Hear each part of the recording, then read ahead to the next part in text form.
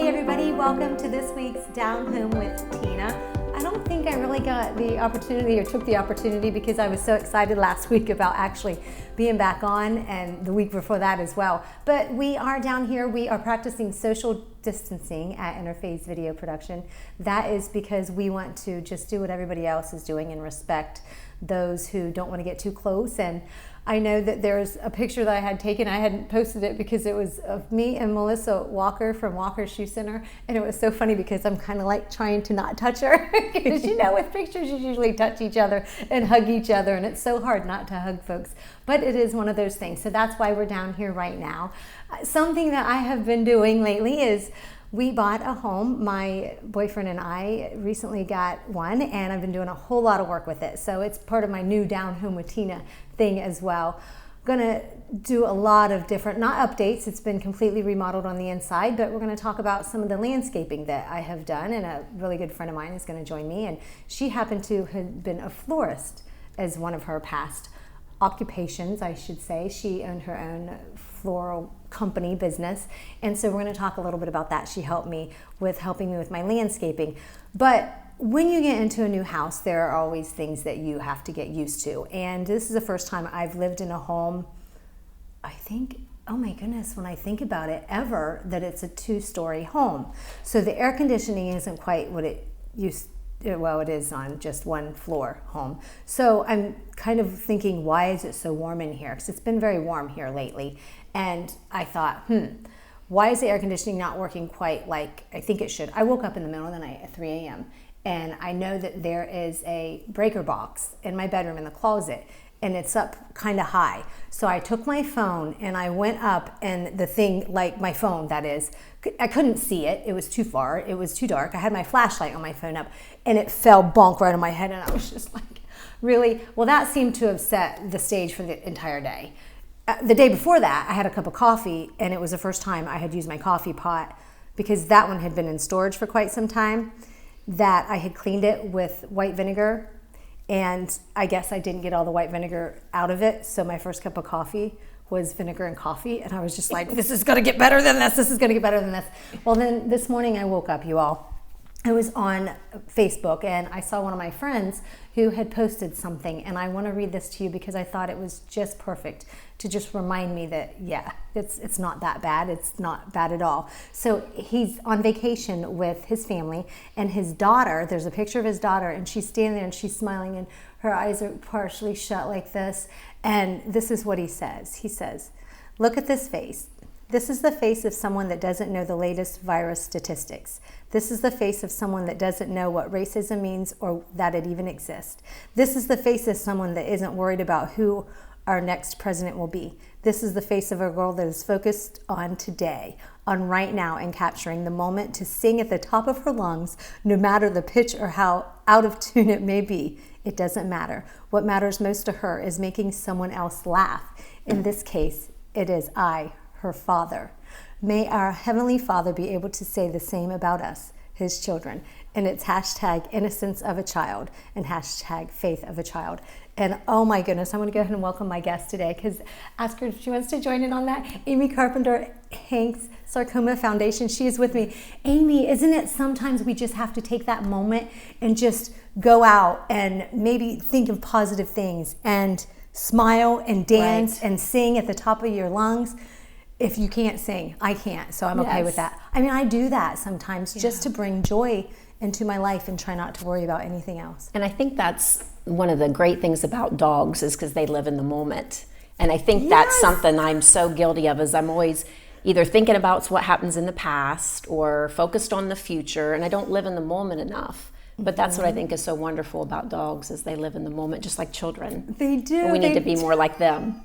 That is so funny that you say that, because it was just a couple of nights ago in the new house. It's the biggest house I've ever lived in before, and went from a small home where I could actually literally sit on my footstool in front of my couch and play with my dog, and she'd chase and run around me. Right. No, this one, because she gets sassy, really sassy when she wants me to chase her. Oh, yes. We ran like around the dining room, the living room, the kitchen, like 4 or 5 times. Let's just say both of us were ready for a nap. Yes, I bet. But she loved that moment, and I was just like, yeah, that's why That's why they are so loyal to us. Yes, exactly. And they give that unconditional love. Yep. Which you can't find a lot in people. That's right. No, that's right. I love it. So I know that you are founder of Hank Sarcoma Foundation, and we're going to talk a little bit about that. You've got some events coming up with that to help to raise funds for the foundation. But you do multiple things as well. You are a dog sitter? Yes, I am. Yeah, I have my own pet sitting business. It's called Hank's Pet Sitting Service. And I actually do 2 services with that. You can either bring your dog to my house for $25 a day and board there. And it's just like home away from home. It's just like my dog when they're there. And I have a fenced-in backyard and an open floor plan. And then I also offer a second business where I go to clients' homes. And I do like a 20 to 30-minute visit for $18. So some people, their dogs are more comfortable in their own home. Right. And when they go away, they just kind of want me to pop in, make sure they go to the bathroom, give them food and water, make sure everything's okay. It's so funny. I actually have some kitty cats right now, and their mom and dad's on vacation, and they fight like literally like cats and dogs. And they're sequestered into rooms right now. So I got to go over and just make sure everyone's being okay. There's no blood or fur. Aww. And the one can actually open doorknobs. It's almost kind of like kids. Leave Literally your teenagers like at kids. home and they just may very well not get along, and before you know it, your house is destroyed. So one time, usually when I do a pet sit for cats, I go once a day, and their dad has me come 3 times a day, just to make sure like the water's not running, like, you know, fire, there's no fire, everyone's alive. Nothing's completely destroyed because they're angry at mom or dad for leaving them. Yeah. No, I love it. So what is the name of it again for folks? It's called Hank's Pet Sitting Service. Perfect. Yeah. So let's go ahead and talk about Hank Sarcoma Foundation. Why do you have it? And then what exactly is coming up for folks so they can help out? Right. So the Hank Kabel Sarcoma Foundation, I formed when I lost my dog Hank. In 2014, actually 13, he was diagnosed with sarcoma, which is a rare cancer of the connective tissue. And so when it happened, I was very surprised because number one, I didn't know dogs got cancer, but they get it 1 in 3, just like women. Women get cancer 1 in 3, men are 1 in 2. Right. And I had never heard of sarcoma. And when I started doing research, I found out that dogs actually get it more than anyone, more than people. Wow. And the second most common is children. Wow. And so I was like, someone needs to do something. At that time, I didn't really think anyone was doing anything. I kind of researched and wasn't seeing much out there. And so I just felt, I'm like you, I think. I can't sit around doing nothing. I have to be active, and I have to feel like I'm giving back. Yes. And so that's why we started the Hank Kabel Sarcoma Foundation. And our mission is to raise money and awareness for canine cancer and sarcoma. So you have a yard sale coming up, but actually before we got started, you said you're having one a month. Yes, we have one every month, and it's going to be the last Saturday of each month. And last year we went all the way, I think, through September. The weather was so nice. Our next one is actually Saturday, June 27th from 9 to 3. Okay, folks who are cleaning house, if they want to bring stuff for these yard sales, who do they contact, or where do they take this stuff? They can just contact me, and they can text or call to 740-974-2811. And I usually just have people drop stuff off like on my porch or at my house. And we always ask for those donations like the Thursday before the yard sale, and then that way we have everything priced in time for the actual yard sale. Perfect. Yeah. And then you have 2 other things that you have going on as well. So the other thing is we have a calendar. It's a yearly calendar that we do, and this upcoming year, so it'll be actually for 2021. I'm always a year ahead, so I always got to think, what's the year? Okay, 1 year ahead of that, and it's going to be with Lancaster City Schools, and it's going to be the teachers and their dogs. Nice. Yeah, and I thought it would be a good connection because, again, besides dogs, children are the ones who get sarcoma the most. So I'd like to feature that throughout the calendar, that there's so many childhood cancers that are also like to have a connection with dog cancers. Yes. And so I'd like to kind of showcase that in the calendar and all the great things that Lancaster City Schools are doing right now. Absolutely. And then you have a race every year, but it's going to be different. Yeah, so I was really frustrated when all this coronavirus started happening, and I started getting really worried because I started seeing all these cancellations like all the way into the fall, and I'm like, oh no, our race is in July, and what should I do? And I contacted our timing company who does our race, and they said, Amy, we have not done one race this whole year. I'm like, that's not what I wanted to hear. And I was like, okay, so what's some options? What can we do? I don't want to not do the race. This is something we do every year, and I really have to do something. I can't just not do it. And they said, well, we could do a virtual race. So the way that we're going to do it is anytime in the month of July, from July 1st to 31st, you can do a virtual race. So you just get online at the Hank Kabel Sarcoma Foundation.com, sign up, and then you and your dog can go walk or run anytime during the month of July. That way we're still doing something and we're still raising proceeds. And if they want to donate at any given time, they can contact you anytime, right? Yes, and they can send a check in the mail, or they can get on our foundation and donate. And something that everyone likes every year at the races is we do like raffle baskets. And so we still want to offer that this year. We're trying to decide how to do that, whether we're going to do like an online thing at our the Hank Kabel Sarcoma Foundation on our Facebook, or maybe we might do that at our yard sale, or like maybe even the day of the race, what it would have been, have something at my house with the raffle baskets. We're still trying to iron out those details. And for those folks who want to stay up to date on that, how do they stay up to date with you? So just go to our Facebook page at the Hank Kabel Sarcoma Foundation, or to our website at www.thehankkabelsarcomafoundation.com. Amy's always got great things going on. Thank you so much for being Tina. with me. Good luck with everything this year. Thank you so much. We're going to get through this. Yes, we're all in will. it together. So we'll be back. It's Down Home with Tina.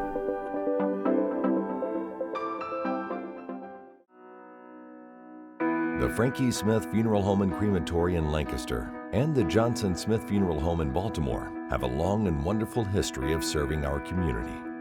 Feel free to give us a call at 740-653-0652. Stop in and see us at either of our two locations, 405 North Columbus Street in Lancaster and 207 South Main Street in Baltimore. Respect for tradition, regard for change. Hi, I'm Brandon. I'm a recovering addict. For 10 of the last 11 years, I've been struggling with addiction, homelessness, incarceration, and just loneliness. However, since getting clean this past year, I've accomplished more than I have in those 10 years combined. After attending outpatient counseling services, inpatient counseling services, living in a sober living house, and attending 12-step meetings, I've been able to regain control of my life and begin to achieve goals I've always dreamed of. Addiction can destroy lives in many ways. Whether you need help with childcare or financial assistance, everyone deserves a new beginning. Recovery supports are just that, supports for recovery. My life mattered. Your life matters too. This message is brought to you by the Fairfield County Adam H. Board.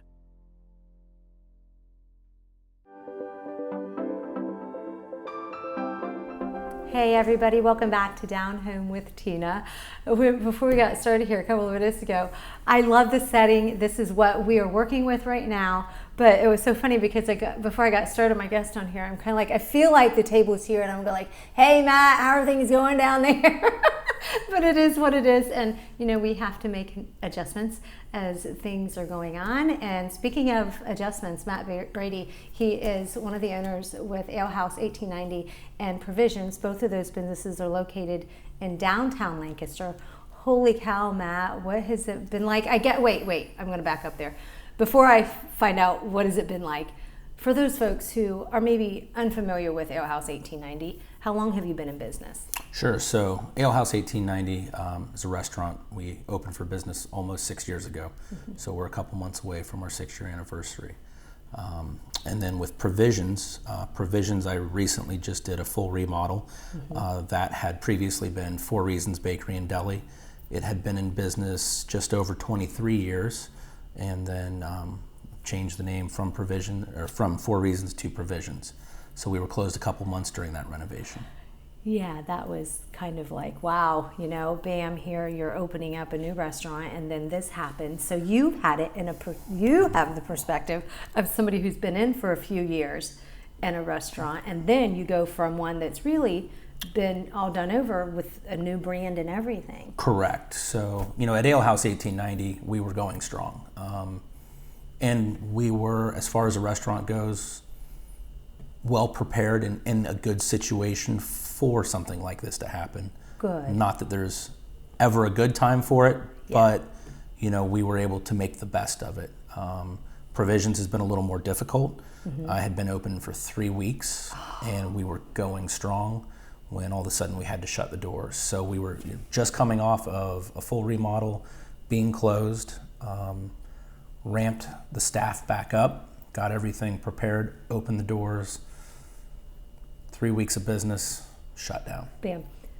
So I'm going to say this because I really, truly, I've made this observation, goodness, many years ago, that it seems like on a Friday and Saturday night, it didn't matter what restaurant, it seemed like everybody was out. That's their entertainment. That's what they do. So what was it like for you to have it, bam, the door shut? I mean, what was your immediate reaction to when you got the news that you were shutting your doors? And to, I guess, look at it in a little different light as well. It wasn't necessarily immediately shut down from the standpoint of being able to service people inside the restaurant. Okay, yes. That was shut down. Carry-out was able to continue on. We did, at both locations, make the choice to shut down after a couple weeks of carry-out. Simply put, just doing the math on the volume we were doing, some of the other social problems, staffing issues, it wasn't worth staying open. The smarter decision was to close the business. It was a big that was a tough decision. Yeah, I bet. Being in the restaurant business, being a small business owner, you're used to having to fight the fight and make things happen one way or another. But because of the magnitude of what this was, and at the time it was coming on, the clear decision for me was to shut it down. Yeah. And try to make the best out of the time. Do you have the majority of your folks that you had before come back? And the reason I'm asking is because I did do carry out a couple of weeks ago, but I stopped in because, wait, has it even been 2 weeks since the doors have been back open?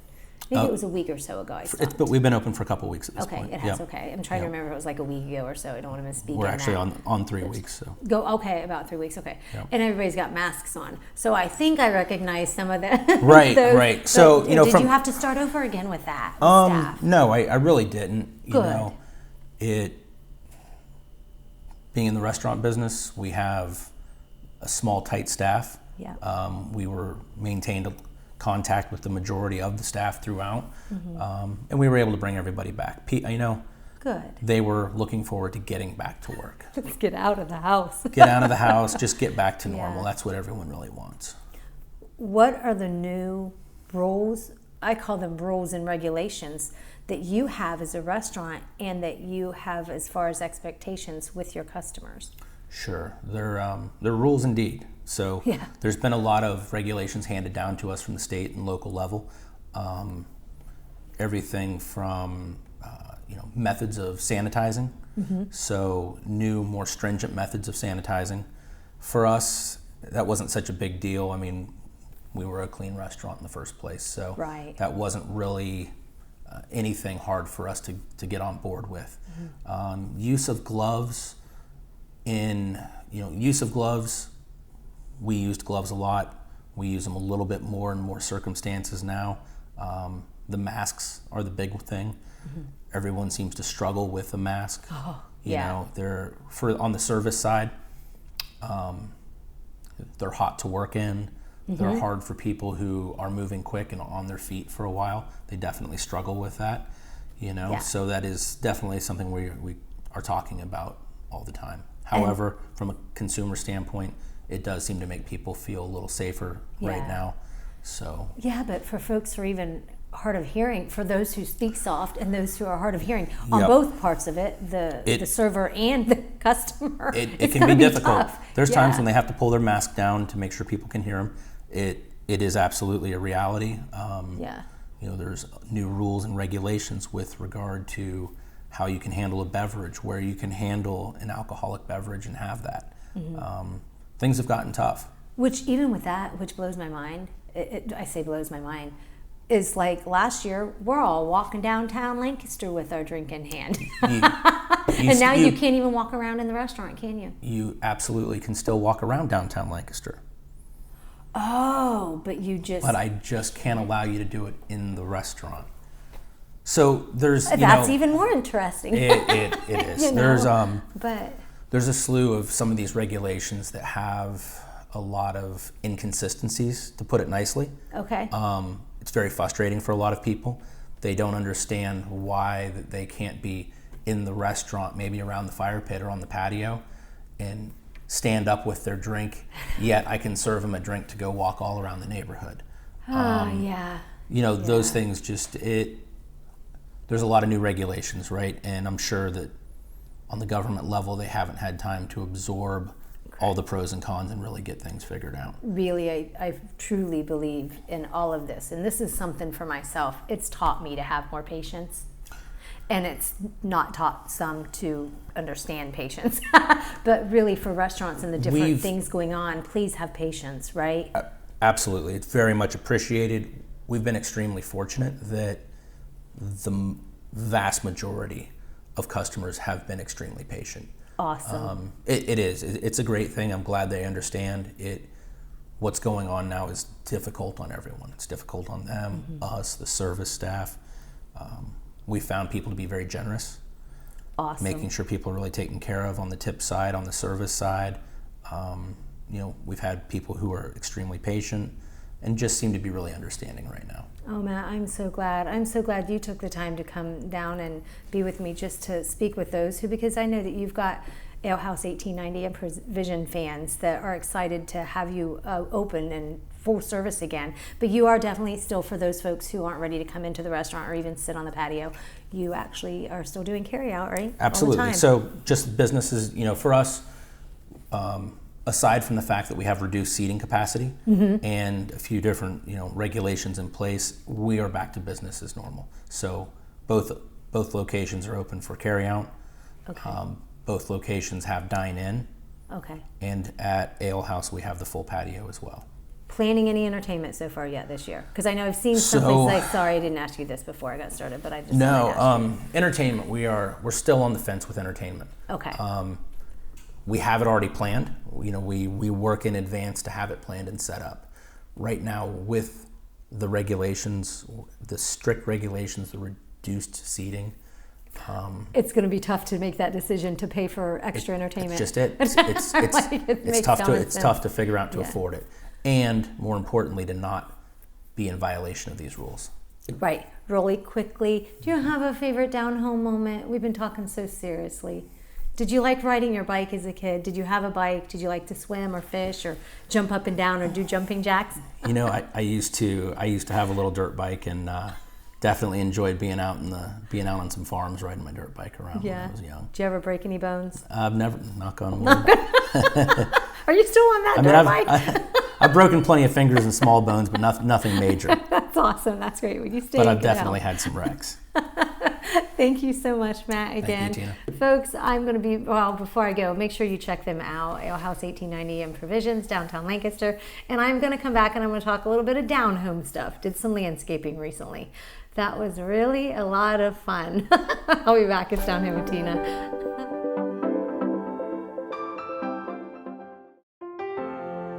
Dagger Law has been part of the Lancaster community for more than 110 years. This is where we live and work. You'll see us at festivals, sporting events, and all around town. We consider our clients as friends, and we walk alongside you through challenging times. Whether you're a growing business, a changing family, facing litigation, planning your future, or dealing with land issues, we're right here. We are local. We are trusted.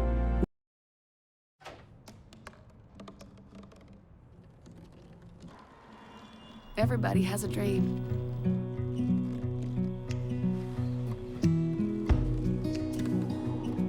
Mine was to see the ocean.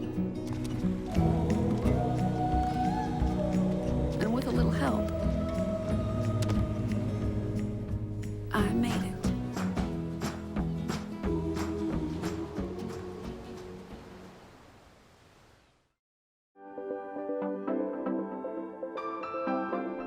Welcome back to Down Home with Tina. Down Home with Tina is brought to you by Huddle Tire Company. Walker Shoe Center, Fairfield Area Humane Society. They are the reason why I am on each week. You can check out their website by going to my website. I have their links on there. My brand new website is downhomewithtina.com, and I have a blog on there as well as a podcast.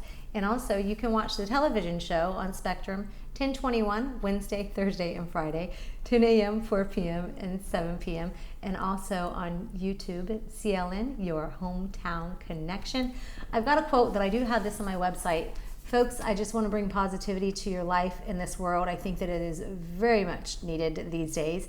And so you're always going to find positive quotes on there. We're going to laugh in everything that I do because I think that that is so important. So my positive message today, the most beautiful things in life are not things. They are people and places, memories and pictures, feelings and moments, and smiles and laughter. You are a part of the beautiful things in life. Never forget that. With that being said, I have got a gal who is with me. I think one of the most beautiful things in life, of course, is memories. And she has helped make some really great memories, always for probably the last 7 years of my life. Yes. We have made some really fun trips in different places. And one of the most recent is I bought a new home that had landscaping that was completely and utterly out of control. But there was some potential to that landscaping. And Karla Perretta, who is with me, she was a landscape designer and a florist. Yes. Had her own flower shop at one time. Yes, I did. Orchids and Ivy, actually, in Canal Winchester for years and years and years until I sold it. So. And I knew that that was something that you had, Karla, but until we were out doing my landscaping, did I really see passion in you. I mean, it was just like we were out there pulling weeds and doing this and doing that. And of course, because you're the expert of it, I kept saying, okay, what is this and what is this? And probably have asked you, and I will ask you again, exactly what it was that I should probably still get, because we just didn't have, I don't know if I didn't have the space to get it or I couldn't find it, I think, when I was looking for different plants. You have helped me tremendously in my landscaping. What do you recommend for folks when they start out with something like they've seen in the picture? I mean, first and foremost, you have to understand kind of the space, what you want to cover. You have to look at, your foundational plants. Are you working with a blank slate? Are you adding to something? And when you do that, you also need to really take into consideration what kind of soil do you have? What's the condition of the soil? How do you want it to look in the different seasons? Does it depend on what flowers you get? Depending on what kind of soil you have, and how do you determine that? Especially if you're doing shrubs or, shrubs like basic, kind of core foundational plants versus, your typical annuals or even perennials. The perennials come back every year, the annuals don't. Yeah. And then, of course, you need to know whether you have shade and sun, and it's always good to know because sometimes you can assume you have shade and then you realize that your impatiens are, burnt to the ground like mine are. Because I just bought a brand new house too, and I thought I had more shade than I did, and they're dying, so I need to dig that up and start over.